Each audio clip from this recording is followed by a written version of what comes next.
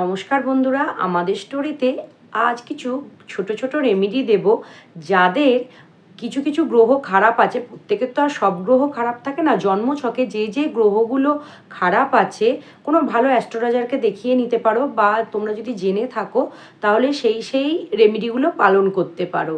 তো প্রথমে বলবো মঙ্গল গ্রহ নিয়ে। একদম সব গ্রহগুলোই আজকে আলোচনা করব, তাই ভিডিওটা প্রথম থেকে শেষ অবধি দেখতে থাকো। তো মঙ্গল গ্রহ যাদের খারাপ আছে তারা মঙ্গলবার যে কোনো বজরংবলী মন্দিরে গিয়ে বজরংবলী পুজো দাও, লাড্ডু দিয়ে পুজো দিতে পারো, বা যদি মন্দিরে যাওয়া সম্ভব না হয় বাড়িতে হনুমান চল্লিশা পাঠ করো এবং কোনো লাল বস্ত্র কোনো গরিব মানুষকে দান করো, বা লাল মুসুর ডালও দান করতে পারো। এবার আসি বুধ গ্রহ। বুধ গ্রহ যাদের খারাপ আছে তারা বুধবার গণেশজিকে দুব্ব এবং দূর্বা ঘাস এবং যেটা লাল ফুল দিয়ে, দুব্ব এবং লাল ফুল দিয়ে পুজো দিতে পারো গণেশজিকে। তাছাড়া সবুজ পোশাক পরতে পারো বা সবুজ মুগ ডাল গরিব মানুষকে দান করতে পারো। এবার আসি বৃহস্পতি।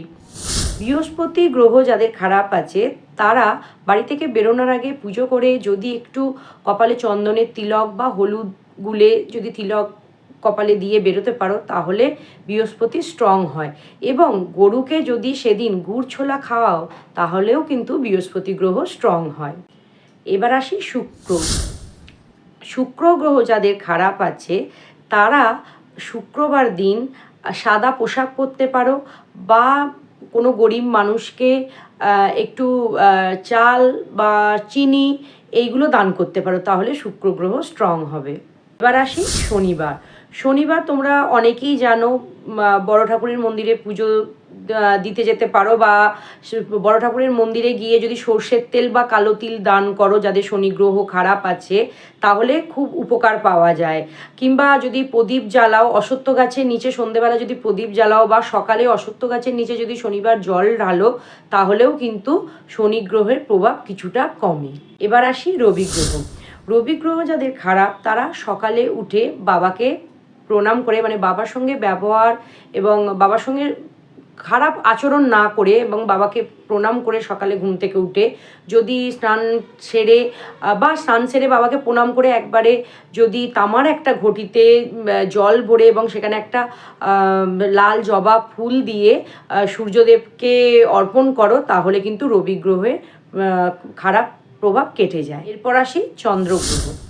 যাদের চন্দ্র দুর্বল তারা প্রতি সোমবার শিবের মাথায় যদি জল এবং দুধ দিয়ে পুজো দাও, জল এবং দুধ যদি ঢেলে শিবের মাথায় পুজো দাও এবং সাদা বস্ত্র যদি দান করো তাহলে চন্দ্রদেবের খারাপ প্রভাব কেটে যায়। এবার আসি রাহু। রাহুর প্রভাব কাটানোর জন্য কালো কুকুরকে যদি রুটি খাওয়ানো যায় রাহুর প্রভাব অনেকটাই কমে।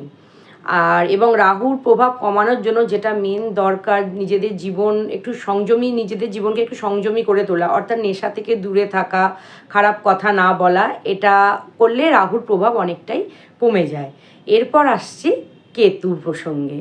কেতু যাদের খারাপ তারা প্রতিদিন রাস্তায় যে কুকুর থাকে প্রতিদিন রাস্তার কুকুরকে সেবা করুন, খাওয়ান, রাস্তার কুকুরকে প্রতিদিন খাওয়ানো খুব ভালো। এছাড়া যদি সম্ভব নাও হয় অন্তত সপ্তাহে 3-4 দিনও যদি রাস্তার কুকুরকে খাওয়াতে পারা যায় তাহলেও খুব ভালো হয়। এছাড়া যেটা মেন জিনিস হচ্ছে গণেশ পুজো। কেতু স্ট্রং করার জন্য গণেশ পুজো করলে খুবই ভালো ফল প্রদান হয়। তো এই ছিল আজকের বিষয়। যদি ভিডিওটা ভালো লাগে অবশ্যই ভিডিওটা শেয়ার করে আমার পাশে থেকো, এবং আমি যদি কিছু ভুল বলে থাকি অবশ্যই আমাকে কমেন্টসে জানাবে।